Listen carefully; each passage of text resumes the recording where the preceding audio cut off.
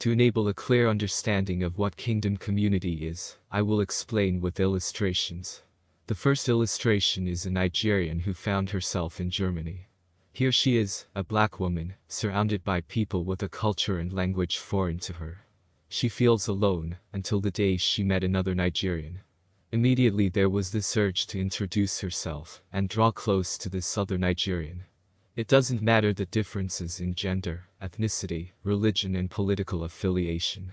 As long as this person is Nigerian, she feels less lonely and less of a stranger whenever she is around this person. As such, she wants to spend more time with this person. They become friends, and they spend time with each other talking about Nigeria. They talk about life in Nigeria, the current happenings and situation in Nigeria, families and friends they left in Nigeria, and then things about being a Nigerian in Germany. Yes, they talk about their shared nation and nationality.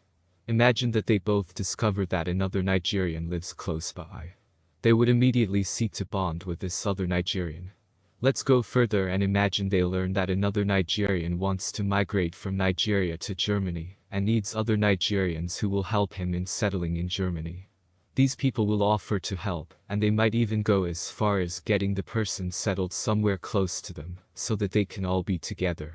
As such, at that moment we would have a small Nigerian community in Germany. A community that has the tendency of growing and flourishing.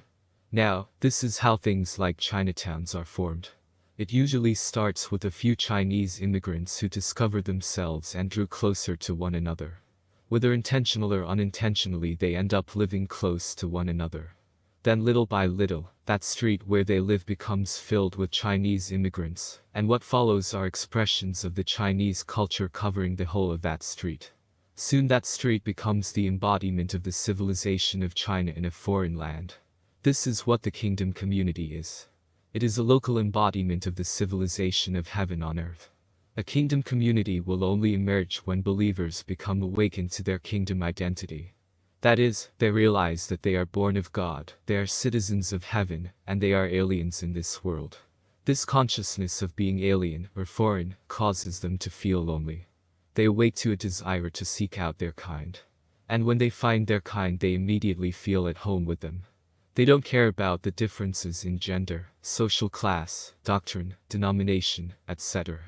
They are just excited that they have found their kind. They will no longer feel alone. They desire to spend time with each other because whenever they are with each other, it is like heaven on earth. Yes, they are no longer missing home, for they now found home with one another. You can see that the emergence of a kingdom community is an organic process. It is not something designed by man, or a single ministry. I have classified this organic process into 3 stages, and these are: 1. Believers become awakened to their kingdom identity. 2. Believers began to search for each other, and seek fellowship with one another. 3. Believers' fellowship grows into a community filled with the civilization of the kingdom of heaven. I will briefly explain each of these stages. The first stage requires the work of teaching ministries. These ministries help the believer's mind to be transformed and cause them to be awake to their kingdom identity. When the individual believers become awake to their kingdom identity, they begin to feel lonely. This is because they could no longer relate with the world and with their unbelieving friends like they used to. Their experience is now different from that of the people in the world. As such, they desire to have people that would understand them, people that can relate to their experiences in the kingdom. Yes, they sought out people who are experiencing the kingdom. You can only experience something when you are awake to it. So they search out believers who are also awake to the reality of the kingdom. This brings us to the second stage, where the individual awakened believers begin to find each other and build fellowship. This stage is facilitated by the ministry of an apostolic worker. This ministry helps the awakened believers to find each other, and it teaches them how to fellowship with one another in a way that will result in a flourishing kingdom community. Now, we are in the third stage. Here the believers are already practically learning to fellowship in a fruitful way. As they do this, they would need the equipping of several ministries that would help strengthen them, trim out excesses, and restore the growing community when it is becoming dysfunctional. God is the one nursing.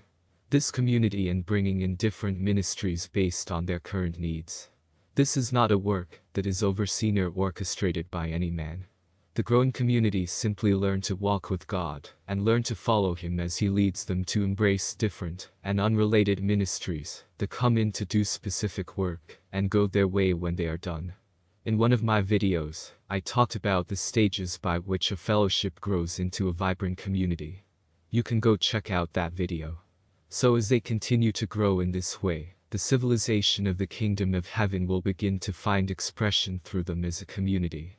Love, righteousness, selflessness, sacrificing themselves for one another, honoring one another, carrying each other's burdens, sharing everything they have with one another, living holy, and having the supernatural being expressed through them. All of these make them stand out in their locality. People soon begin to recognize them as a unique people. They begin to realize that these are people from another civilization.